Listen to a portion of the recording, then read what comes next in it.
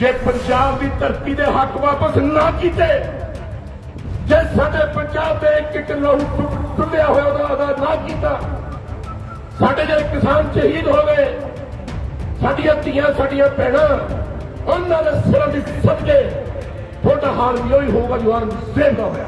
अज पंजाब की धरती के ऐसा सिक्का खड़ा है जिन्हों मोदी का की दुनिया का कोई बंदा अख पट के नहीं देख सकता। मैं हर स्टेज से गल कही है, बिल पास कर लिया जे, आ जाओ जे,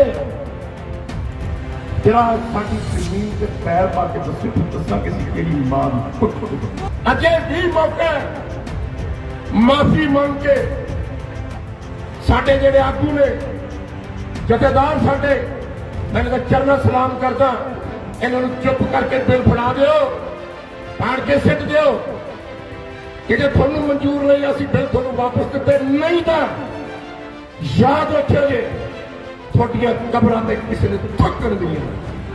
जिस गुरु घर तू तसीह दिते, सिखर नूं तसीह दिते, पंजाब की धरती को मटिया मेल करने की कोशिश की, अज उत्थे सारी दुनिया चुक चुक के अरदासां कर दी, सलाम कर दी, निरंकार का सिद्धा पाक बनाया जाता है। तू मैं तेरी कमर से दीवा भरने वास्ते मंग के तेरे चुटिया चलाते हैं। इस तो लानत वाली जिंदगी की हो सकती है कि तक तो ताज का मालिक होवे, हिंदुस्तान के सरहद का मालिक होवे, कि उसकी कमर से दिया चलाने वास्ते मंग के तेरे मंगते ने दीवा बालू। योगराज सिंह सपुत्र शहीद बाबा दीप सिंह जी की फतेह सारे कबूल करियो। वाहिगुरु जी का खालसा, वाहिगुरु जी की फतेह। सब तो पहला मैं जथेबंदियां नूं बहुत बहुत बधाई देना। महाराज थोड़ी उम्र लंबी करे, तुहानूं खुशियां देवे, चढ़दियां कलां च रखे, तुसीं अगे हो के सारे पंजाब का सिर उच्चा कीता, तुहानूं बहुत बहुत बधाई। दूजी बधाई सारियां मातावां नूं, भैणां नूं, धीआं नूं, बुजुर्गां नूं, मेरे बच्चिआं नूं, खासकर नौजवानों नूं। तुसीं ओह मिसाल पैदा की है जिहदी उड़ीक मैनूं 40 साल तो रही कि जब मैं पंजाब की जवानी देखता सी तो कई बारी अखां चों हंझू आ जाते थे ते अकाल पुरख महाराज नूं कहना, सच्चे पातशाह ये पंजाब की धरती नूं नज़र तो बहुत लगी है, पर ऐतकी नज़र कोई लंबी हो गई, लेकिन तुहानूं देख के मैनूं महसूस होया कि पंजाब की धरती वाल कोई हुण अख पट के नहीं देख सकता।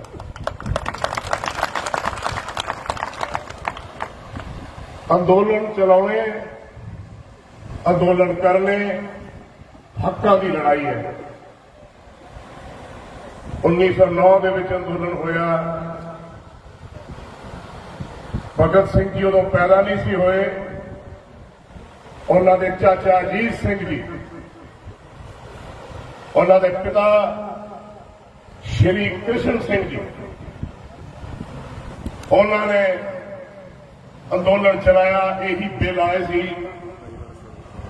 और एक बिल उन्होंने होर अंग्रेजों ने भेजा सी कि फसलों पर टैक्स लगेगा। अंदोलन बहुत लंबा चलिया, 9 महीने अंदोलन चलता रहा। ट्रेलों से लोग पै गए, जिदा शंभू बॉर्डर से बैठे सी, गोरिया ने ट्रेलां चला दी, अंग्रेजों ने, बहुत लोग शहीद होए। उस वेले 45,000 तो 50,000 बंदा शहीद होया। अज ये अंदोलन दिल्ली तक गया, इसका एक बहुत बड़ा कारण है। उसकी बधाई सारे पंजाब के लोगों को, हरियाणा के लोगों को, सारे देश के लोगों को। पर मैनू याद है, क्योंकि मैं कोई बुलारा नहीं, मैनू गुरु घर तो हुक्म होया, जो मेरे मन च वो गुरु बोलता है, ते जो मैं बोल रहा वो बाबा जी आप बोल रहे हैं, मैनू कख नहीं आता। मेरा इन्ना ही हुक्म सी गुरु घर तो, मैनू लग्या भी जा के पंजाब के लोगों को जगा, कौम बड़ी सुत्ती पई। बड़िया रैलियां मैं कीतियां। पहली रैली मोगे की सी, नौजवान बंदे 10 होने उत्थे बजुर्ग बैठे सी, चिट्टियां दाढ़ियां वाले मेरे अगे। तो बंदे सोचते सी पता नहीं बाबा की बोली जाता है।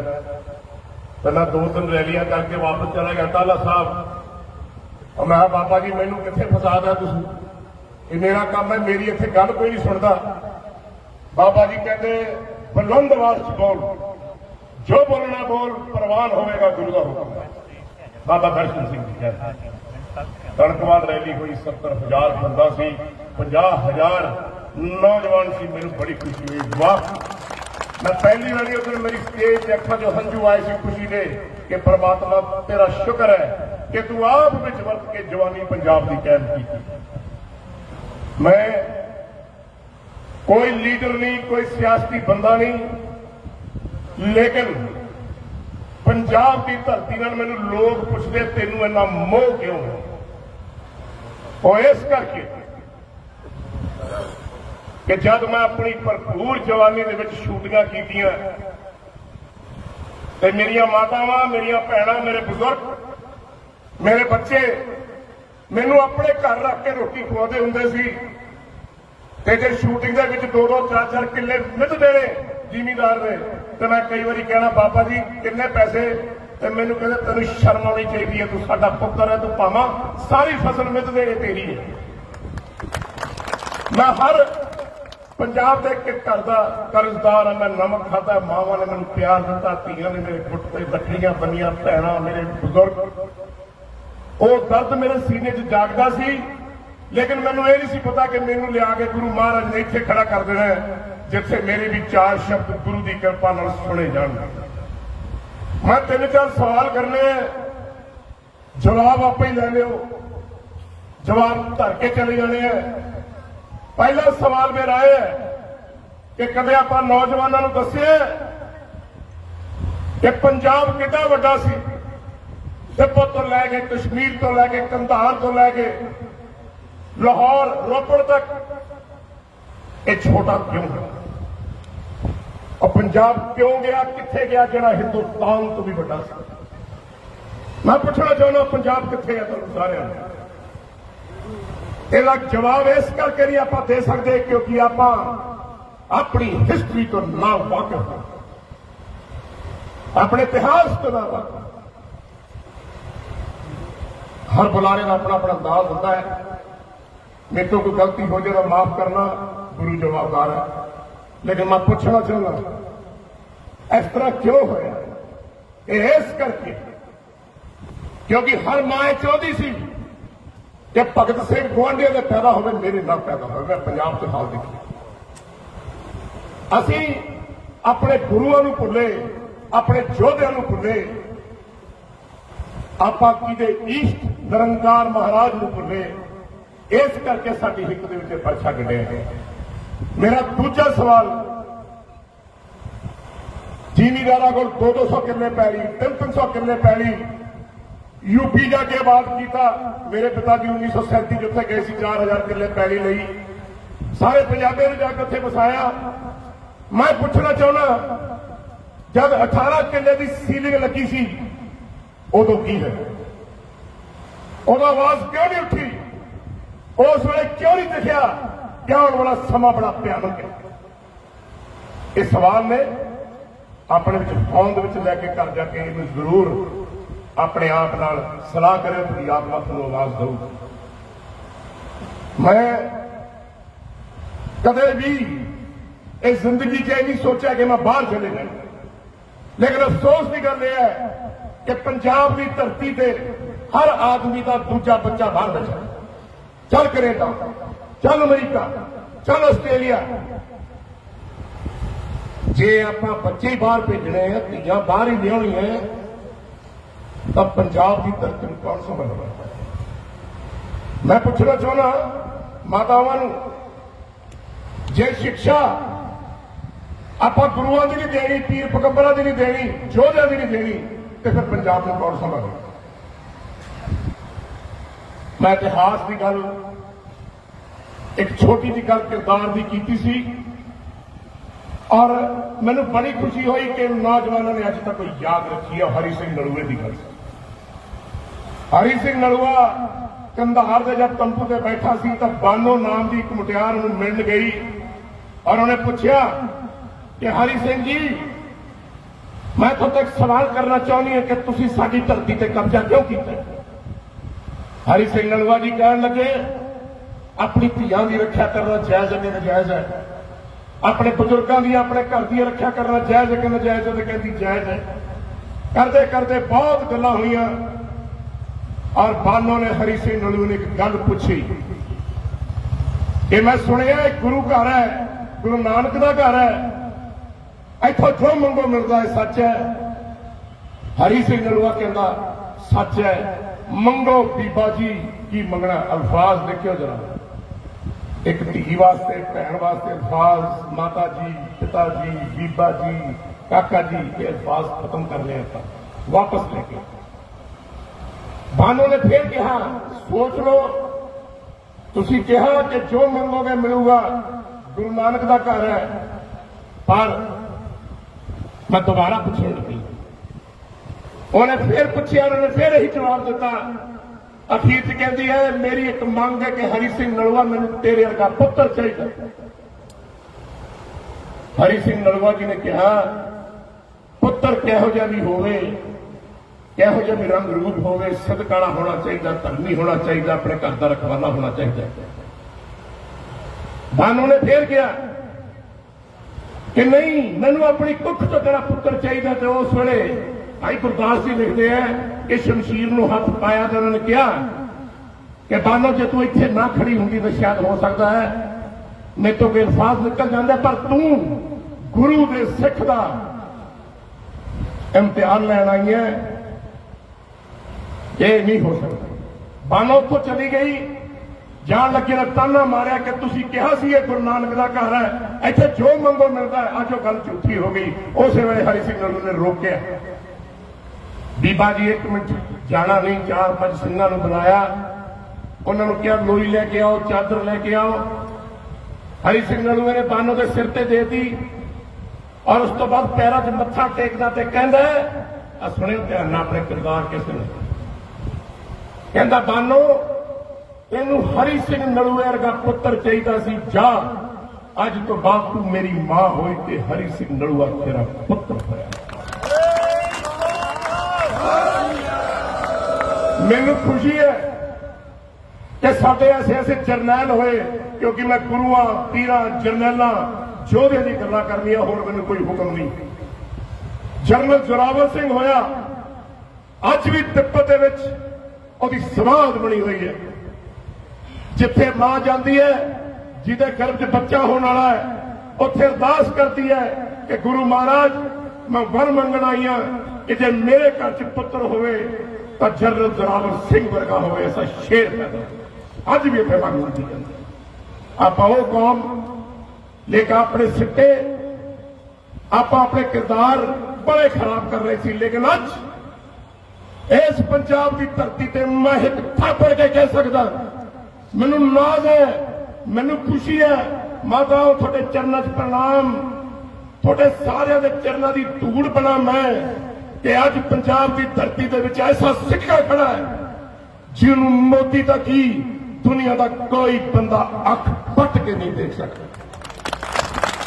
मैं हर स्टेज से गल कही है, बिल पास कर लिया जे, आ जाओ जे,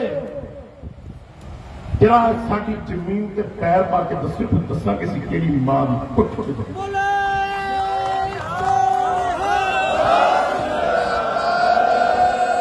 ये मेरी विचारधारा है। लेकिन गुरु साहब ने की किया, क्योंकि मैं गुरु का पुत्र हूं, गुरु की गल कर उदों तक गल चल सकती है शांति सतपूर्ण। सिर ला दो, असीं वो वक्त भी देखा जब मावा ने अपने छोटे छोटे बच्चों को कटवा के हाथ बना के अपने गला च पाए। आप वो वक्त भी देखा तो सुने जब शहीदा ने अपने गला में हाथ पवा के अपने गला कटा के बेगा में चुपड़ गए, साडे गुरु तत्ती तवी ते बैठ के असीं वो वक्त भी देखा है, वो भी शांति संपूर्ण लिया। लेकिन जब गुरु तेग बहादुर जी का सिर सीस लथा है कि 9 साल के पुत्र की गोद च पिया सी, उदों शांति वाली गल नहीं हुई तो गुरु साहब ने कहा हुण शमशीर नाल गल होगी, क्योंकि हद कल तो बाहर टप गई। मैं दिल्ली दरबार में कह देना चाहना, मैं हाथ जोड़ के बेनती करता तख्तो ताज के मालिक मोदी साहब, क्योंकि प्रधानमंत्री है, उससे देना साडा फर्ज बनता। मैं सरकार को कहना चाहना, तुसीं गलत कलाम में हथ पा लिया, थोड़ी पंजाब की हिस्टरी नहीं पढ़ी, थानू पंजाब बारे कुछ नहीं पता। अजे भी मौका माफी मांग के साडे जेडे आगू ने जथेदार साडे, मैं तो चरणों सलाम करता, इन्हों चुप करके बिल फड़ा दिओ, फाड़ के सिट दिओ। जे थानू मंजूर नहीं असीं बिल थानू वापस दिते नहीं, तो याद रखियो जे थोड़ियां कबरां ते किसी ने थक्कण भी नहीं। औरंगाबाद दे विच औरंगजेब की कबर बनी हुई है, मैं भी उत्थे गया। मैं जब शाम को उत्थे वापस आने लगे तो 3-4 मंगते, कहते बाबा 2 रुपए देना, 1 रुपया देना। मैं की करने हैं? कहते तेल चाहिए, बाजारों खरीद के लियावांगे दीवे बालन। औरंगजेब की कबर। मैं उस वेले सोचा, मैं कहा देख औरंगजेब,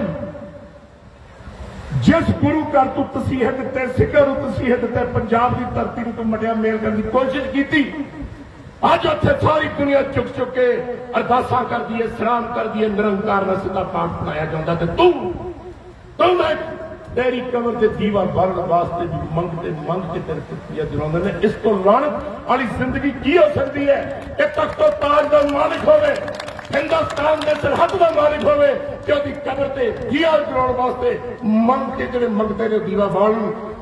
जे पंजाब की धरती के हक वापस ना किते, जे साडे पंजाब के एक लहू डुलिया हुआ अदा ना किया, साडे जो किसान शहीद हो गए, साडियां धीआं साडियां भैणां उन्हां दे सिरां दी सदके थोड़ा हाल भी वही होगा जो औरंगजेब का होया।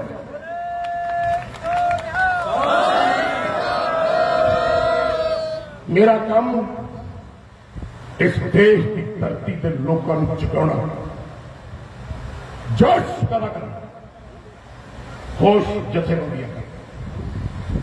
मैं जथेबंदियां अपने बुजुर्ग समझदा, बड़ वडेरे समझदा। यही एक कारण सी कि मैं जैसी नहीं डल्लेवाल साहब ने तो पहला बोलणगे, उस सत्कार योग ने मैं उन्होंने चलना दी। ये मन के चलना है, जथेबंदियां नाल लेके चलना है। मैं नौजवानों को कहना, और अपने बड़े ने वो 4 दहाके तो साडे नहीं लड़ते आ रहे हैं, किसानों नहीं लड़ते आ रहे हैं, आप उन्होंने नाल तुरना है। क्योंकि जब जवान पुत्र मोटे पे आ जाए ना, तो फिर बापू का सीना चौड़ा हो जाता है और कहता हुण मेरा पुत्र जवान हो गया, आओ किथे। जथेबंदियां अपने जवानों की पुत्रों की लोड़ आ, पंजाब के पुत्रों। मैनू कई बार लोग कह देंगे हैं, कहते बड़ा चौड़ा छाती होकर तुरता, की गल है? मैं कहा पहले मैं थोड़ा कुब्बा सी, मेरी जवान पुत्र छोटे छोटे से। अज मेरे पंजाब के पुत्र मैं तो भी लठरगे हो गए हैं, ते वो प्यो क्यों ना तौर न तुरे जिदी जवानी बबर शेरा में। तो मैं बोलने तो बहुत गल्लां हो सकती, बहुत कुछ कह सकता, बहुत कुछ कर सकता, लेकिन मैं निमाणा जा छोटा जा डल्लेवाल साहब, मैं थोड़े पैरों की धूड़, एक नौकर हाँ, एक बुलाना, गुरु घर का कूकर, कुत्ता पटा मेरे पाया गल च। मैं होका दिंदा फिरदा, जागते रहो, ठग ते चोर तुरे फिरदे हैं। देखियो किते थोड़ी जगीर लै ना जान, थोड़ियां किते इज्जत ना लै जान, थोड़ियां पुट्टा ना लै जान। जागते रहो, याद रखियो, बुलंद आवाज च कह के चलिया, चढ़दिया कला च रहना है। अंदोलन भावें 2 साल चले, 3 साल चले, 10 साल चले, एक एक जी पंजाब तक बर्बाद हो जाऊगा, लेकिन अंदोलन उदों ही वापस होगा जितन सरकार गोटे टेक के यह कहूगी कि लो जी थोड़े पिंड असीं वापस करते। उस तो पहले कोई गल नहीं होनी। मैं जथेबंदियों को यकीन दिवाना, थोड़े नाल खड़ांगे, थोड़े नाल मरांगे, जो थोड़ा हुक्म होगा वह मनांगे, क्योंकि मैं संपूर्ण तौर पर यकीन है कि दुनिया बिक सकती है पर साडे पंजाब के आगू, हिंदुस्तान के आगू नहीं बिक सकते। जिहड़ी मर्जी दौलत इन्हां दे चरणन बिछा दोगे, साडे जथेबंदियों के आगू अपना जमीर कदे नहीं बेच सकता। इस करके यकीन रखियो भैनों ते भराओ, माताओं को मेरी बेनती है, घर दे विच अपने अपने ईष्ट के हिसाब नाल पाठ पूजा करया करो।